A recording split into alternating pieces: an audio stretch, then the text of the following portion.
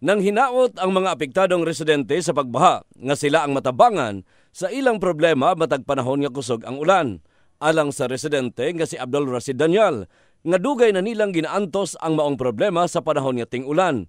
Sumala sa naisgutan nga kanunay silang maperwisyo ilabi na sa mga panahon nga mobanaw ang lampas tuhod nga tubig baha nga nagasulod sa ilang panimalay. Nya kada ulan mao ni mahitabo sa amo adre.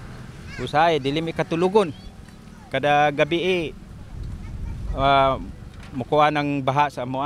Maayo pa kung buntag ka kuan mi.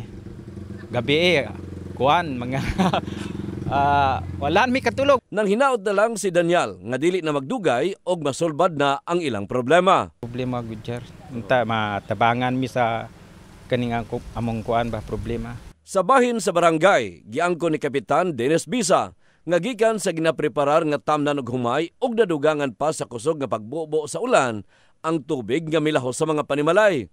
Sa maong problema, gipamahayag sa kapitan nga dunay nakita na silang hinanali nga solusyon pinaagi sa pagpalihay sa tubig. Especially sa area, kuyog atong presidente sa irrigation sa mga farmers kay para katong ilang outlet dito sa irrigation canal mo divert ngadto dito sa Baluan Creek para ang magpagawas ang tubig diretso na dito.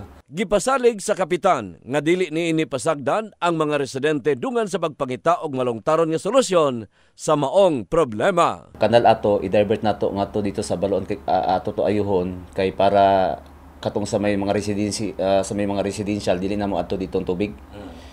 Dito na nato isuran nako to ang irrigators, mga association sa mga farmers nga kung once nga magpabuhang tag tubig sa atong mga basakan na siguro nato nga dili mo ato dito sa mga panimalay. In the heart of changing lives, kini si Brigada Dani Case, Brigada News.